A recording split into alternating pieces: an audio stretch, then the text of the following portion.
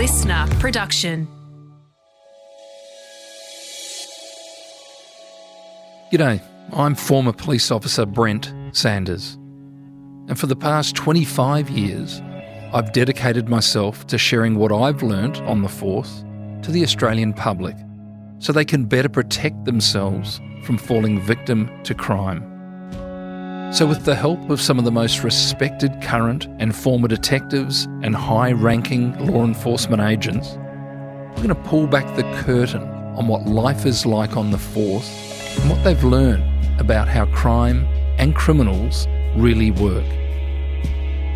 These are real stories from real detectives.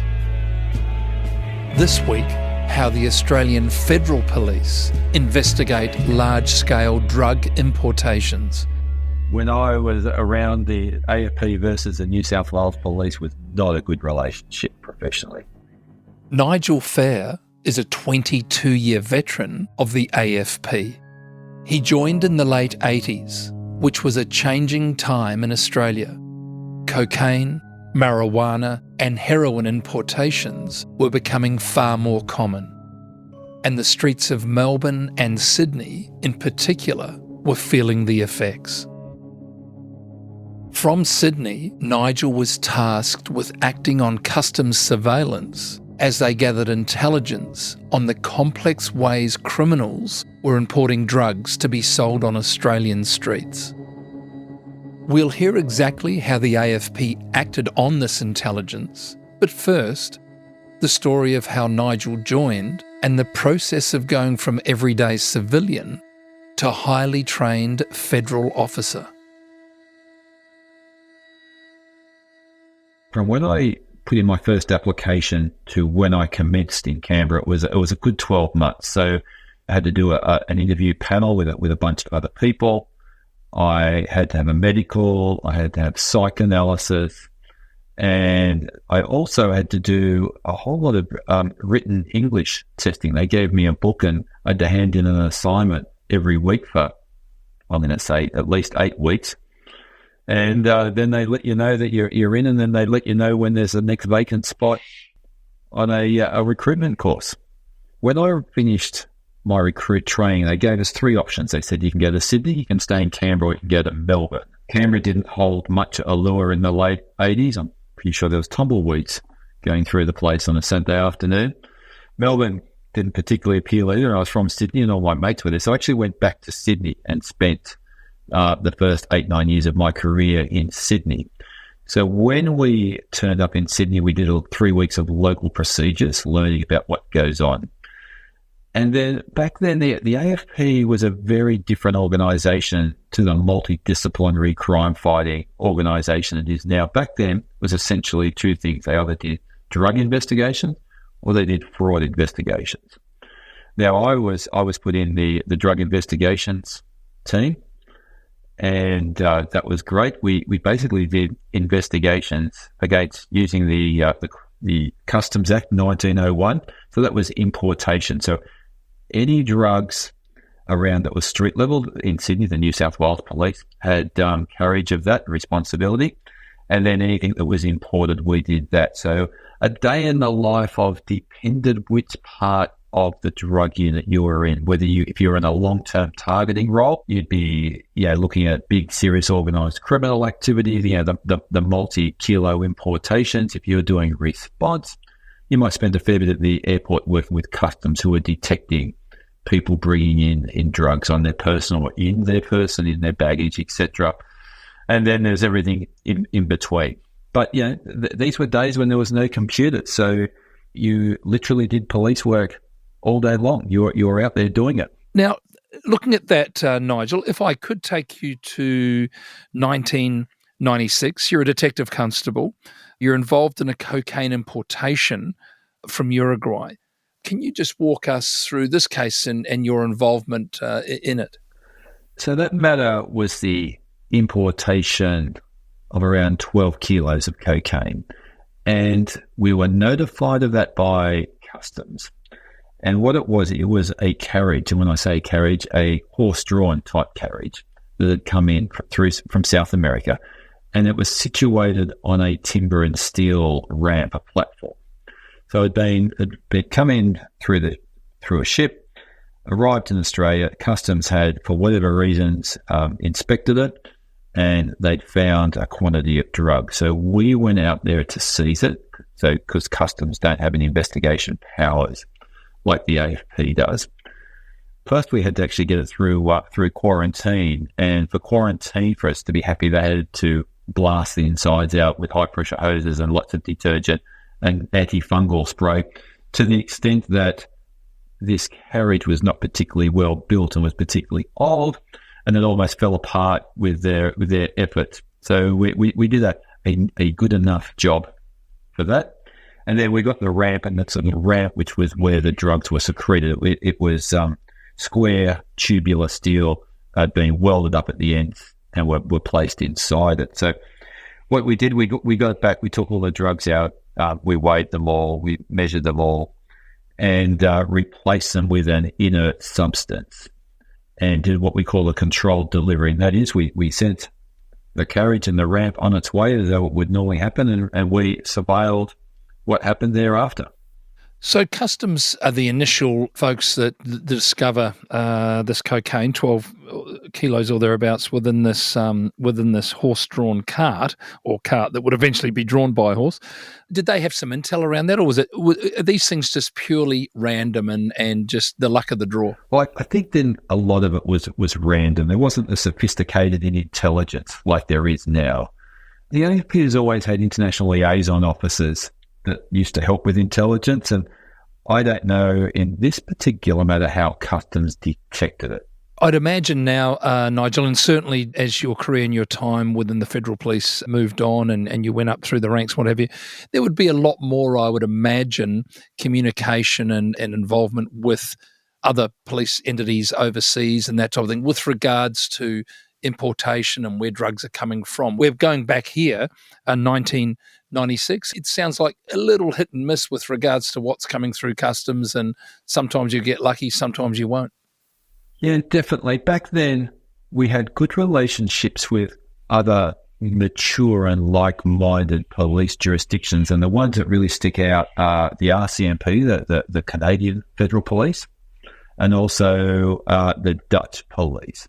So both those organisations had similar interests that we had when it came to importation. The Canadians particularly, because we used to do a lot of investigations into Southeast Asian organised crime, and Sydney back then had a large cohort, just like it still does, of Southeast Asian people, and Vancouver also had a similar cohort that used to get up to various criminal activities. So there's a lot of similarities between AFP and RCMP back then. And again, the Dutch, which have always been very professional and very sophisticated in their drug interdiction, a lot of precursor chemicals used to come out of the Netherlands, and a lot of amphetamine and other substances which came to Australia were often based point of manufacture and origin were the Netherlands. So, yeah, sure, the FBI and sure the Met Police, etc., in the UK, but those other two were probably the main ones. The Royal Hong Kong Police were also a lot of work with those, and then anything else was sort of on a needs basis. But yes, if we fast forward now, not only is there a lot better interactions with the AFP and a whole host of international law enforcement agencies, but also in Australia we work together so much better, which is great. When I was around, the AFP versus the New South Wales Police was not a good relationship professionally. It was very us against them, and thankfully, when you look at counter-terrorism, for example, they're joined at the hip. When you look at close personal protection, even cybercrime investigations now, they work very closely together, and I think that's great for Australia. Nigel, just taking half a step back, via Customs identified this suspicious sort of cart. You've taken it apart. You've found a quite a large quantity of cocaine. You've replaced that with whatever. Then you do surveillance on that cart, and it goes from where it was under Customs care to the person who was obviously waiting and looking to pick that up. You're surveilling that. How does that sort of unfold? So yes, it went out near the Penrith area, west of Sydney, and it was freighted out on the back of a tow truck, flatbed. So we followed it out there, and it went out to this premise, and it took receipt of it by the owner of that premise, where it was delivered, and we let it sit there for a number of hours to see what was happening. It was on a large 5-acre block, so we really didn't have any idea of what was happening. We had some tamper-proof devices on it to see whether anything was going to, if there was any changes to it, to the ramp and also the carriage. And we sat back and monitored it for quite a few number of hours before someone made the decision, well, let's go in. We already had search warrants because we knew where it was going to be delivered to. So we already had search warrants pre-prepared and pre-sworn. So we went ahead and executed those search warrants on that premise. The physical surveillance that is involved with, for example, following that cart from the customs area out to Penrith, shine a light on that for us. That's a couple of cars, unmarked cars, I'd imagine, plainclothes police. Is it anything more dramatic than that, or more a flash than that, or is it the coppers sitting there watching for hours and hours and hours in an unmarked car, looking for somebody to come and make contact with it? Yeah, in this matter, it was nothing particularly stealthy because it was just on a regular tow truck. So we knew that wasn't a criminal. We knew they wouldn't be looking to see whether the police were following them. So that was relatively simple. It was not driving fast. It was simple to sort of stay in the traffic with it, and we knew where it was going. So nothing, great about that. But yes, when we got there, it is literally sort of, being close enough to try and see what's going on, but far enough away so that you don't get seen, because we were in a call it the semi-rural area as it was back then. It was quite easy to camouflage yourself in and around.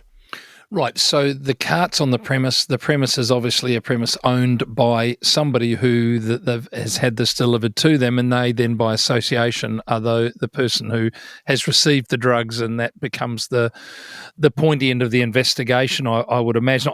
There's a nice little twist here too with the gentleman I think that you initially were chatting to, an Elvis impersonator, Nigel. Is that correct? It was correct, and it was interesting because not only was he an Elvis impersonator, but he was also a welder by trade.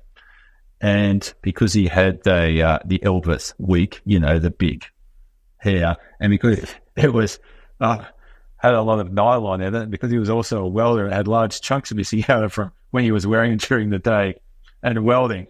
So he was a lovely chap, but yeah, it was hard to keep a straight face. He was a little bit of an intermediary. Is that right, this guy? There was somebody else who came to actually pick the drugs up. Correct. It was definitely not for him. We'd obviously already done some background checking on that premise before it went there, and who lived there, their antecedents, and the like. So we had a bit of a picture that it probably wasn't for him, but you just didn't know who was also staying there. But after an interview process and further investigation, we determined he was just the intermediary. He was accepting it for the proverbial friend of a friend. Once we worked that out, we went into the next stage of the investigation, which was trying to work out who this friend of a friend was, and hopefully seeing whether they would turn up and pick up the carriage and the ramp. And how do you then, just the nuts and bolts of this, Nigel, how do you prevent our Elvis impersonator from making contact with that individual, say, hey, our cover's been blown here, the federal police are onto us, don't come over? How do you prevent that from occurring? Well, to some extent, it's quite hard to do that because, he wasn't under arrest. He was allowed to leave his property. We weren't surveilling him. It's not, he could have gone and met with anyone, really. You make decisions during an investigation based on the resources that you have and the risks involved. And we determined that probably wouldn't happen. And I don't believe it did happen. It's gone from Uruguay to Sydney, and a chap comes in from the US to Sydney to pick up these drugs. That seems a rather convoluted process to get hold of that cocaine.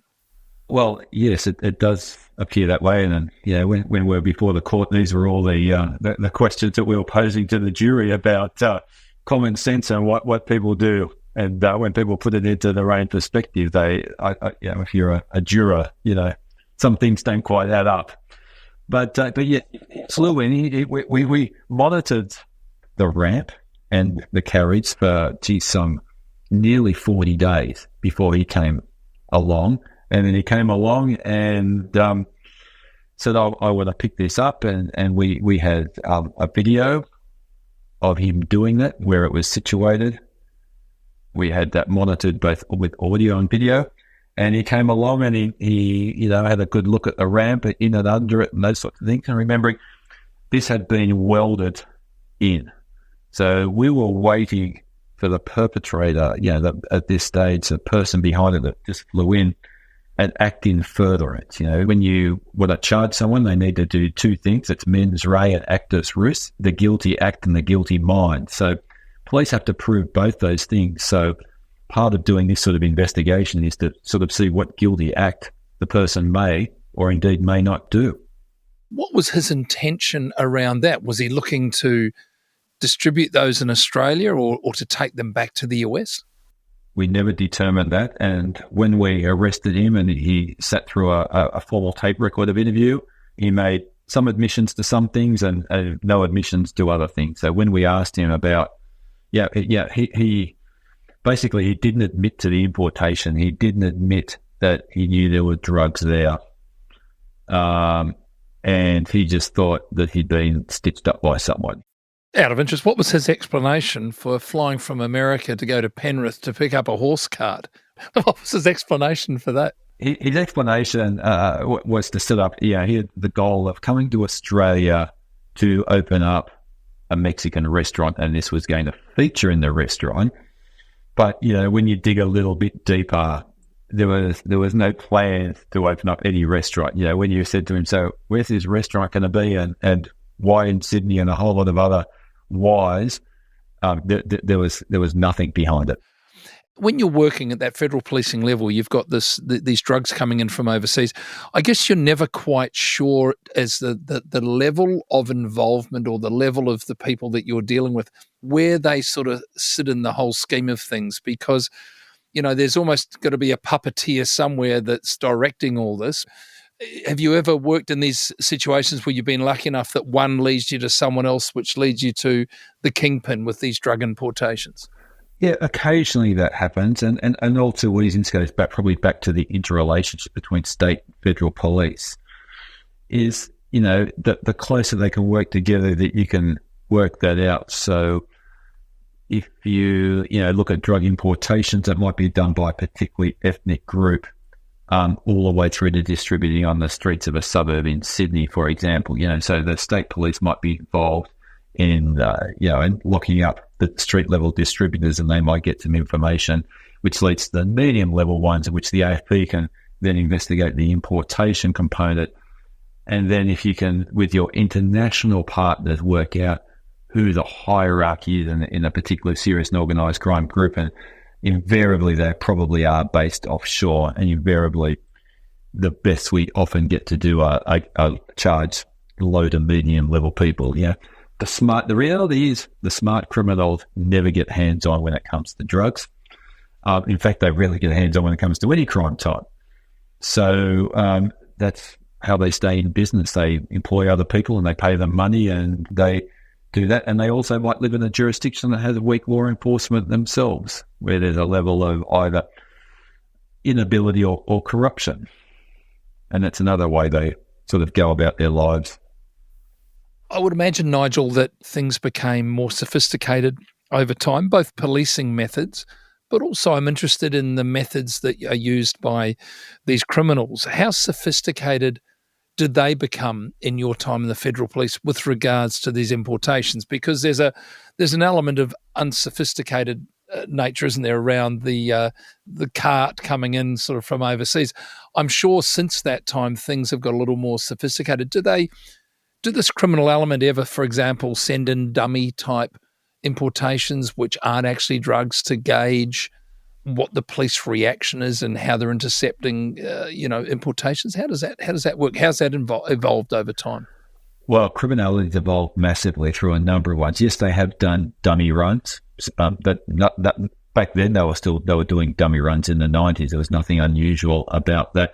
Probably what evolved was the importation of amphetamines and also precursor chemicals, which were using chemistry placed in other liquids, which could be, call it boiled off or otherwise, like, cans of tomatoes and those sorts of things. So they were either in the can that were put in at the cannery and were separately packaged, or they were just part of the liquid.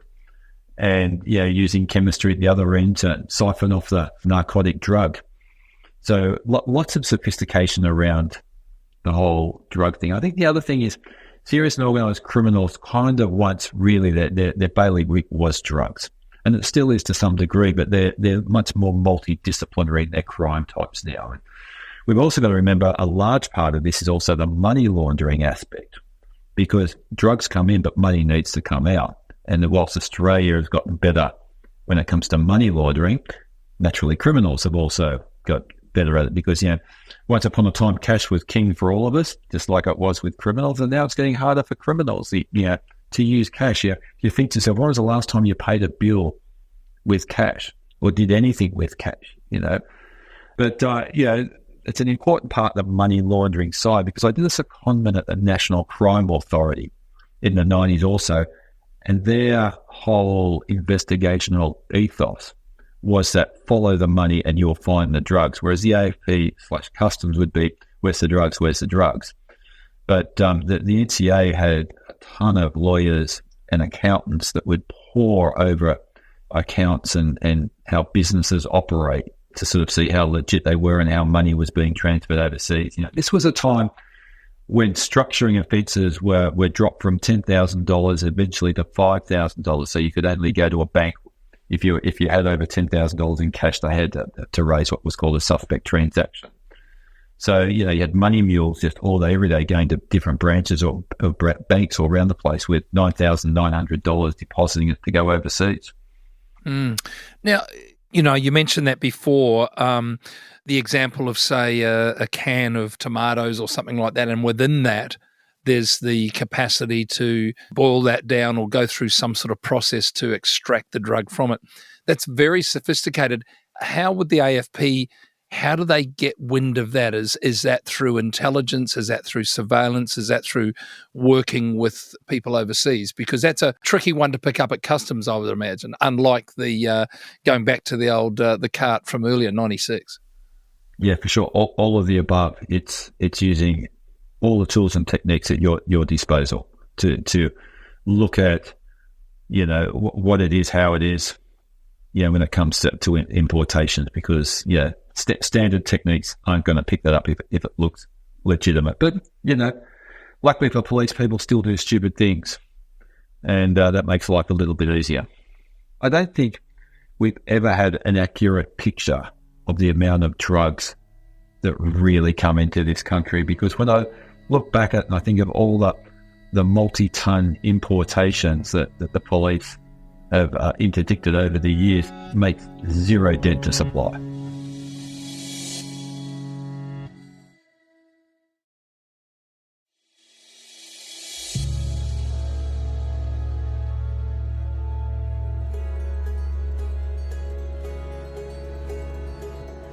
Nigel, I can take you forward, if I could, 1997. You're involved in some physical and digital type surveillance in northern New South Wales over the Queensland border.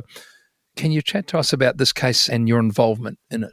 So this was a matter of drug targeting. So we had a good idea. There was a group of people based in that area, northern New South Wales, southern Queensland, etc., that were importing hash. But, we didn't know much about it or how it was being worked and all that sort of stuff. So it was quite a prolonged and protracted investigation. So quite a few of us went up that area and we had an idea of who some of the criminals were. But again, we didn't have a full picture of who was involved in this. For a while, we spent some time living next door, in fact, to one of the criminals, one of the I wouldn't say principals, one of those that were involved in it. Just getting an idea of what he did in his day-to-day life, who might come to visit him, who he might go and visit. Just trying to get an idea of the whole picture. And in between that, we had intercepts on other premises. We had intercepts on various people's telephones to try and work out what it was until we determined there was going to be a drug importation that took place, when and where that was going to take place. At the time, nothing unusual about that. They were the tools and techniques that were available because people just had standard landline telephones. Mobiles were barely a thing. So you're doing surveillance, physical surveillance on him. You're in close proximity. What does that entail? Well, he was living in a house and we just rented the house next door. Almost shared the same driveway. There was no, barely this is regional New South Wales with 5-row houses and they're all pretty close to each other. So we were just next door. We did a bit of fishing and we did a bit of barbecuing and we had a boat with us and we just tried to blend in that we were just holiday makers while observing, what he was doing, where he was going, who was coming to visit him, that type of thing. And it would have involved, I imagine, listening devices, some telephone intercepts and that type of thing. So, correct. So you're monitoring information coming through also at that time? We were monitoring 24/7. And what was his involvement, or what was the involvement at that level with regards to this hash importation? Well, in the end, he only had a minor involvement and he only received by quantity of the importation, because there ended up being an importation of 12 tons. He received 20 kilos. So still a lot, but in perspective, he just got a small amount. How do you bring that quantity of drug into Australia? How was this brought in? What was the process of getting that onto Australian soil?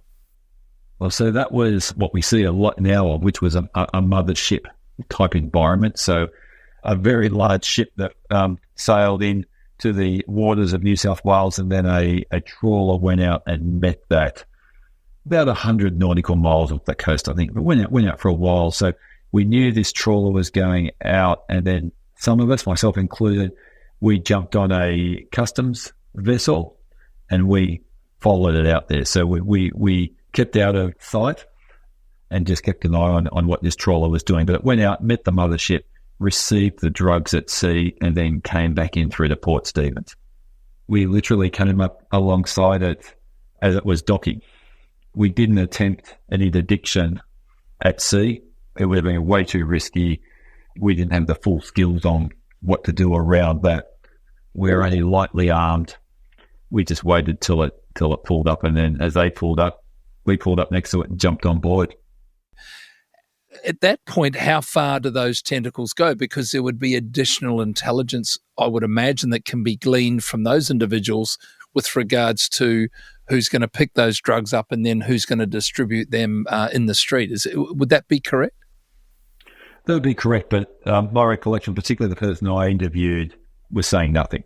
They exercised their rights and didn't participate in a formal record of interview, which is fine. And I find that an interesting point, because a lot of police get disturbed when people won't talk to them, and they try their hardest to sort of get, you see the TV shows, they get them to try and turn them and all that sort of thing. But I've always been of the solid belief that if the only evidence you have is a formal tape record of interview where you have admissions or false denials, then you've got really nothing else, because if that gets thrown out in court, you've got nothing else. So I've always been in the belief that if you get someone in an interview room and they say, look, I'm choosing not to talk to you, that's fine, and you just process them and put them in a cell, because you should already have most of your evidence or know where most of your evidence is. So I've never been worried about criminals, not talking, whereas plenty of people do see that as an issue and, want to get them to spill the beans.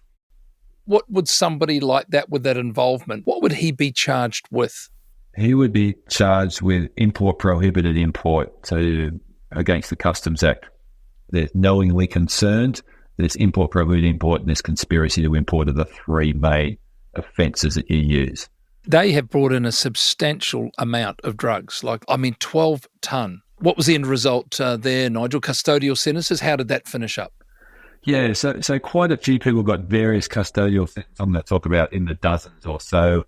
From a logistical perspective, it was interesting because it took us 3 days to unload it at Port Stephens, and then when you do it with 12 tons, it's hard to find a truck that will take that amount of drugs. We had to hire a big Hertz truck and drive it back to Sydney, and then we had to put it in the vault. And, it's a lot. You had to find a vault big enough to put it. There's a lot of logistical headaches around securing that amount of drugs, and it all has to be weighed, it all has to be analysed, each sort of block. And then at the end of the day, after the matter's been all through court, some years later, it has to be destroyed. Nigel, I want to just thank you so much for joining us here today for a chat. Thank you for your 22 years of service to the good folks of New South Wales and down there in Canberra, and for the work that you continue to do and the passion that you have. And let's hope we continue to improve our efforts in that space. So, Nigel, thank you for coming on board, and really enjoyed our time having a chat with you. Yeah, thanks, Brett. Thoroughly enjoyed it. Crime Insiders Detectives is a LiSTNR original production. It's hosted by me, Brent Sanders, produced by Ed Gooden, and sound designed and imaged by Link Kelly.